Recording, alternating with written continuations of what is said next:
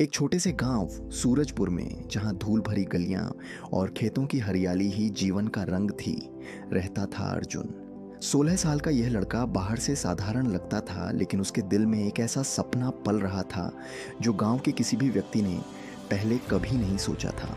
अर्जुन का सपना था अपने गांव में एक ऐसा स्कूल बनाना जहां हर बच्चा, चाहे वह कितना भी गरीब हो, मुफ्त में पढ़ सके। वह चाहता था कि उसके गांव के बच्चे न सिर्फ किताबी ज्ञान पाएं, बल्कि दुनिया को देखने का नजरिया भी हासिल करें।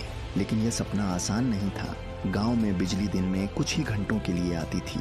इंटरनेट का तो नामो निशान नहीं था, और अर्जुन का परिवार इतना गरीब था कि 2 वक्त की रोटी भी मुश्किल से जुट पाती थी। अर्जुन के पिता एक छोटे से खेत में मजदूरी करते थे, और घर में पैसे की तंगी के बावजूद अर्जुन की आंखों में चमक थी।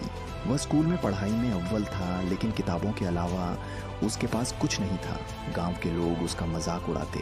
अर्जुन, ये बड़े बड़े सपने छोड़ दें, एक बुजुर्ग ने हंसते हुए कहा।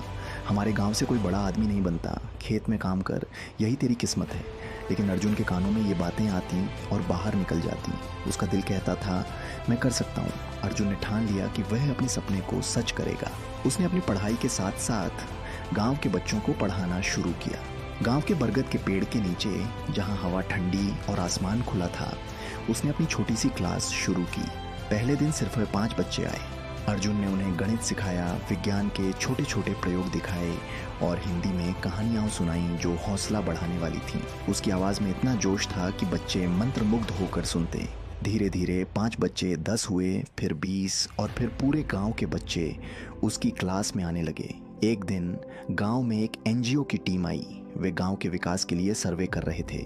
उन्होंने अर्जुन को बरगद के पेड़ के नीचे बच्चों को पढ़ाते देखा।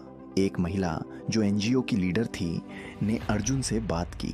तुम इतनी छोटी उम्र में ये सब क्यों कर रहे हो? उसने पूछा। अर्जुन ने अपनी आंखों में चमक के साथ जवाब दिया, मैं चाहता हूँ कि मेरे गांव के हर बच्चे को शिक्षा मिले। मैं एक स्कूल बनाना चाहता हूँ जहाँ कोई बच्चा पैसे की कमी की वजह से पढ़ाई से वंचित न रहे। उसकी बातों में इतनी सच्चाई और जुनून था कि एनजीओ की टीम प्रभावित हो गई। उन्होंने अर्जुन को एक छोटा सा फंड दिया और कहा, इससे अपनी पढ़ाई को और बेहतर करो। अर्जुन ने उस पैसे का एक एक पैसा सोच समझकर खर्च किया। उसने कुछ किताबें खरीदी, कुछ पुराने फर्नीचर जुटाए और गांव की एक टूटी फूटी झोपड़ी को क्लासरूम में बदल दिया।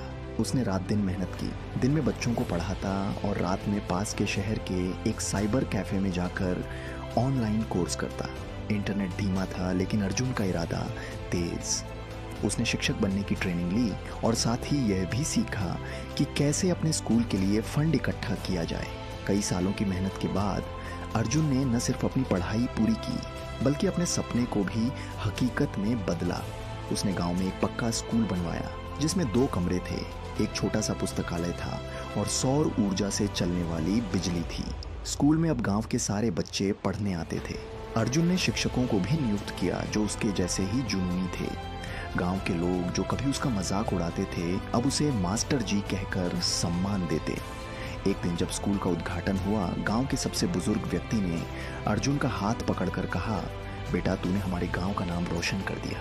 अर्जुन की कहानी गांव से निकलकर आसपास के इलाकों में भी फैल गई। लोग उसे सुनने आते और वह बच्चों को यही कहता, सपने वही पूरे होते हैं जिनके पीछे तुम रात दिन मेहनत करो। मुश्किलें आएंगी, लोग हंसेंगे, लेकिन अगर तुम अपने लक्ष्य पर टिके रहो तो दुनिया की कोई ताकत तुम्हें रोक नहीं सकती। सपने देखना आसान है, लेकिन उन्हें हकीकत में बदलने के लिए मेहनत, धैर्य और आत्मविश्वास चाहिए। अर्जुन ने दिखाया कि अगर इरादे पक्के हों तो एक छोटे से गांव का लड़का भी बड़ा बदलाव ला सकता है।